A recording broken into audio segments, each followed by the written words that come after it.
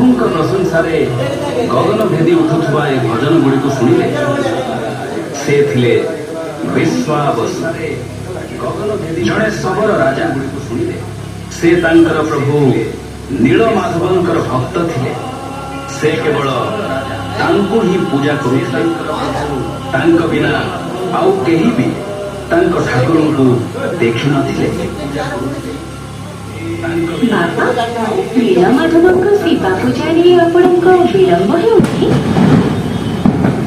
ବାପା, ନା ନା, ଶିବା ପୂଜାରେ ଆପଣ ମୁଁ ମୋର ନୀଳମାଧବଙ୍କର ପୂଜା କରି ସାରିଛି। ସମସ୍ତେ ଉଠିବା ପୂର୍ବରୁ ମୁଁ ମୋ ଠାକୁରଙ୍କ ପାଖରେ ଥିଲି। ତାଙ୍କର ନାମ ସ୍ମରଣ ଓ ଗାନ କରିବା ଦ୍ୱାରା ମୋ ମନକୁ ଶାନ୍ତି ଓ ତୃପ୍ତି ମିଳେ।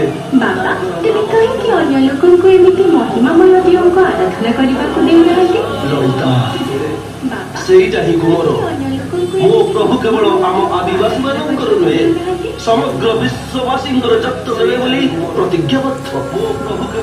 ପ୍ରତି ଦାନରେ ମଧ୍ୟ ମୁଁ ପ୍ରତିଶ୍ରୁତି ଦେଇଛି ଯେ ତାଙ୍କ କଥା କାହାରିକୁ କହିବି ନାହିଁ। କିନ୍ତୁ ସେ ଠାକୁର ମୋର କେଉଁଠି ଅଛନ୍ତି?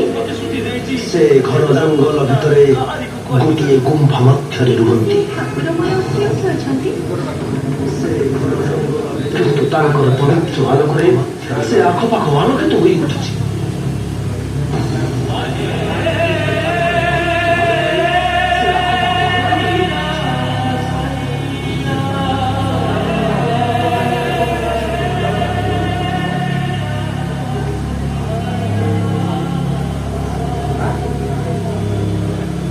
ଭଲ ମୋବାଇଲ ବି ଭୁଲି କର।